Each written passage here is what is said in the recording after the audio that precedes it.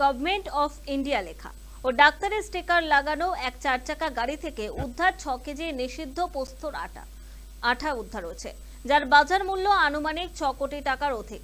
Nadia Krishnanagar road সংলগ্ন এলাকার ঘটনা। জানা গিয়েছে, এদিন গোপন সূত্রে খবর পেয়ে কৃষ্ণনগর কোতোয়ালি থানার পুলিশ নিষিদ্ধ পোস্তর আঠা সমেত 5 জনকে গ্রেফতার করে। পুলিশ সূত্রে খবর, ওই গাড়িটি ঝাড়খণ্ড থেকে পলাশীর উদ্দেশ্যে যাচ্ছিল, সেই সময় পুলিশ ধরে ফেলে।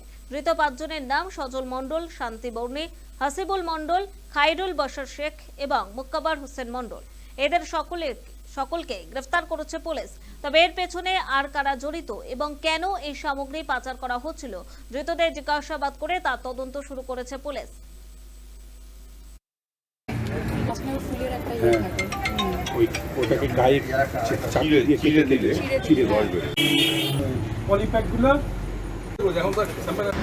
কোতোয়ালি থানাতে কালকে একটা গাড়ি সেখানে ইন্টারসেপশন এবং সেই গাড়িটা সিজ হয়।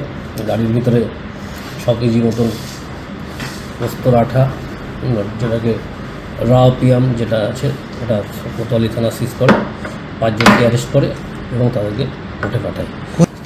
হাসিবুল মণ্ডল, সজল মণ্ডল, শান্তি বাড়ুই, মুকব্বর হোসেন মণ্ডল এবং কাহিরুল বাসার।